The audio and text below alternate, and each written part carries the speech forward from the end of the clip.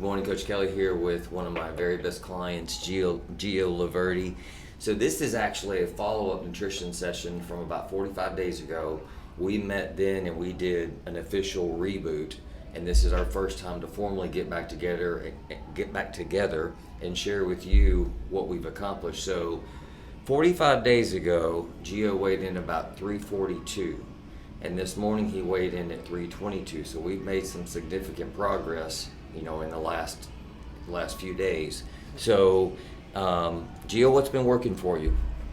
Well, ultimately, as you've been telling me for a long time, have a plan, work the plan. So the biggest key that has been the best help has been able to cook at home.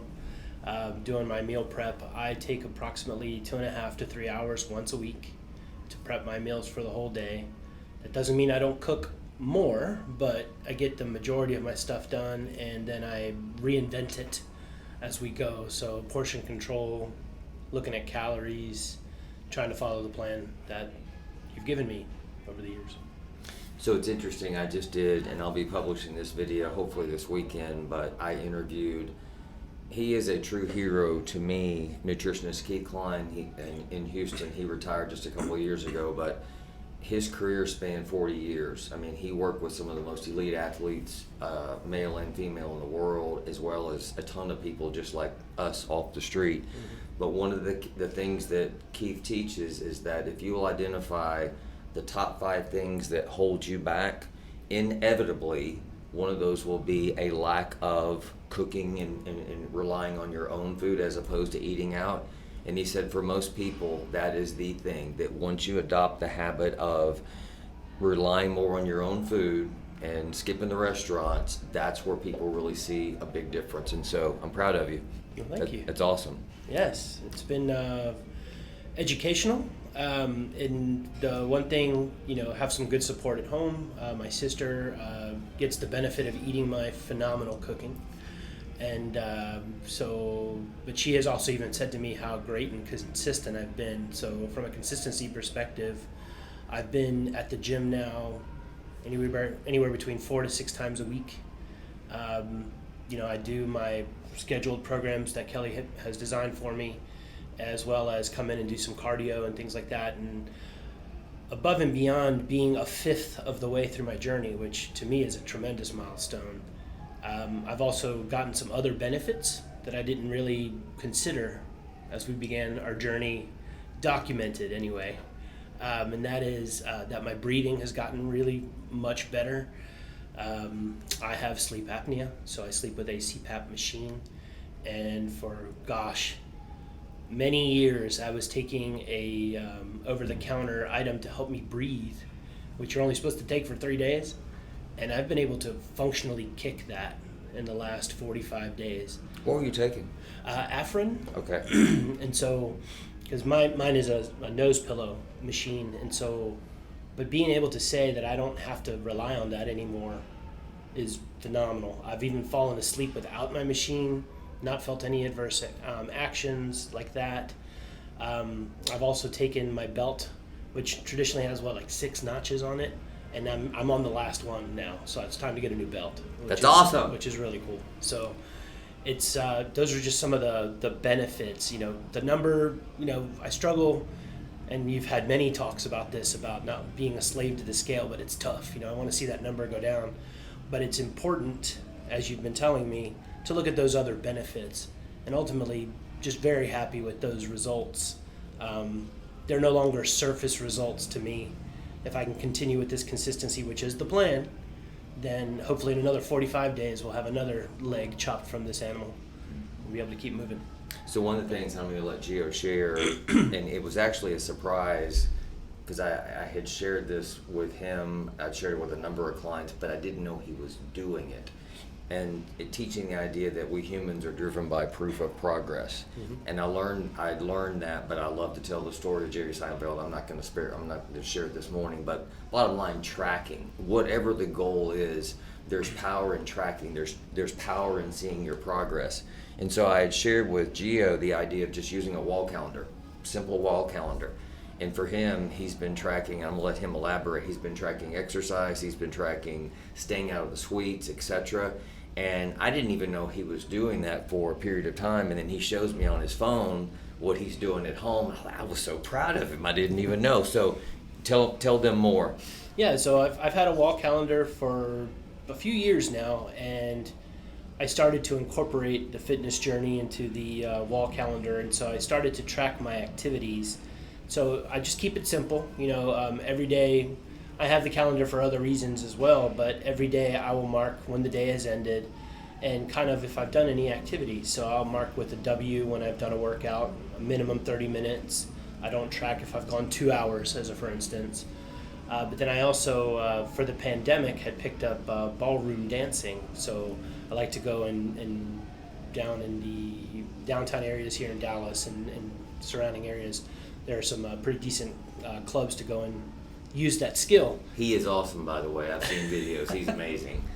And so I mark when I work out, when I dance. And so I took it an extra step after we started our recordings here, in that something that I've really struggled with is sugar, above and beyond what's in your normal food or processed foods or whatever. But, just like the sweets, the cookies, the cakes, the cheesecakes, that sort of thing. And so I started to mark at the end of the day, when I was done with the day, and if I'd done my workouts or if I'd gone dancing or whatnot.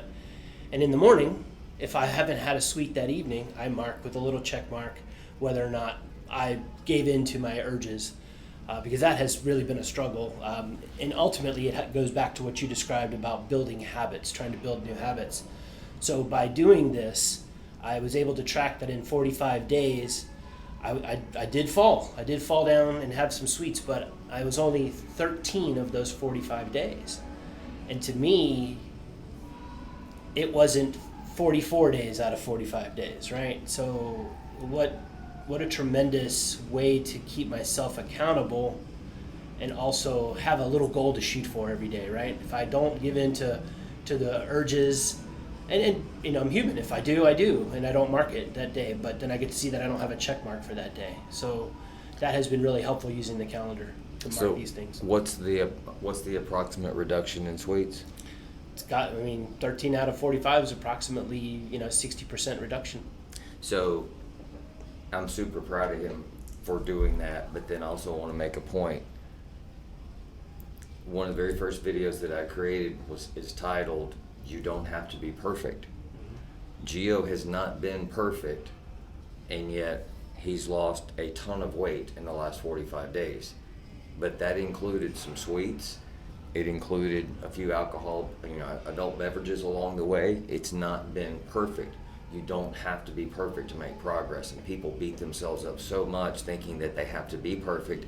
And then when they're not, they hold themselves to a standard that is not sustainable. And then when they fall, they tend to just go off the rails. And if you could Gio and I've had so many conversations. It's like, if we could just eliminate the highs and the lows and just kind of keep it between the lanes. And that's what he's doing now, and it's working. Mm-hmm. So I guess giving into the sweets has been a little bit of a struggle, but beyond that, has there been anything else that you have struggled with during this time? Well, yeah. It's a change, right? Generally, people don't accept change very well, and it's one thing to talk about it. It's one thing to dream about it. It's another thing to actually do it. And so, the biggest thing, and you hear it all the time, it's a bit cliche, persevere. Just keep that, be persistent, be consistent, and it makes a difference. If you fall, get back up. It's fine. I've had some of those days where I know Kelly has this amazing slash the 4 tires thing. I think we talked about it in the last video. And I had a couple of those days where, I got a flat tire and said, let's cut the other 3 and let's go find another car. But what I can tell you is that happened twice over the last 45 days, when it was something that happened twice a day at some point. So making those habitual changes, sticking with it, having faith that the process is there and it's going to work, was one of the biggest struggles. But you have to walk the path to understand it. So that's one of the biggest things that, and I learned this again from nutritionist Keith Klein on the power of reframing. and Gio and I have had numerous conversations about this as well, where let's say he does have a fall, that he eats something that he maybe wishes that he wouldn't have, but compared to the same circumstances maybe a year or so ago, where on this current or more recent occasion it would have been an amount, whereas in the past it would have been 5 times that amount. In comparing the two, he's making progress. And I can tell you, just in our conversations, so we see each other 2 to 3 days a week, he's so much more mindful of everything that he's putting in his mouth.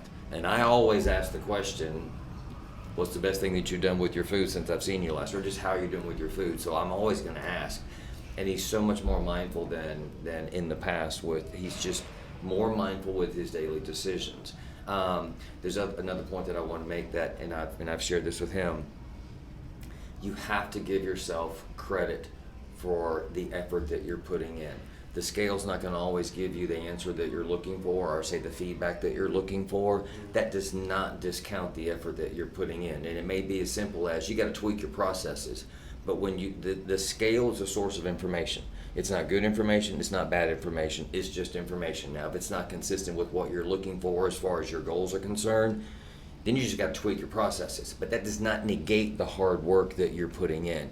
You have to give yourself credit for that. It's not fair to discount the days in the gym, in the pool, etc.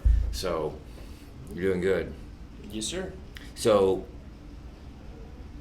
what are we going to do moving forward to stay the course? Is there anything that I can do to help you? Anything that you feel like we need to change? Not as of yet. I mean, still just gathering data and just sticking to it. The key is the cooking has been. I have no intention of stopping that anytime soon. To be able to say that I can eat for 7 days off of 3 hours worth of labor is pretty good. So, and again, I do transition some of that stuff. I kind of get my basic foundation food stuff, and then I cook different things based off that. So that, and coming to the gym, we talked recently that I finally figured out I don't have an excuse to not come. I might have a hindrance, to my family if I have my daughter and, I want to get her to karate practice. I may not be able to go to the gym, but that's okay. I mean, nothing says I need to be here 7 days a week. We need that rest period, right? So, trying to be mindful of those things and just work the program, just continue with the process. So hopefully in another 45 days, we'll have a similar update.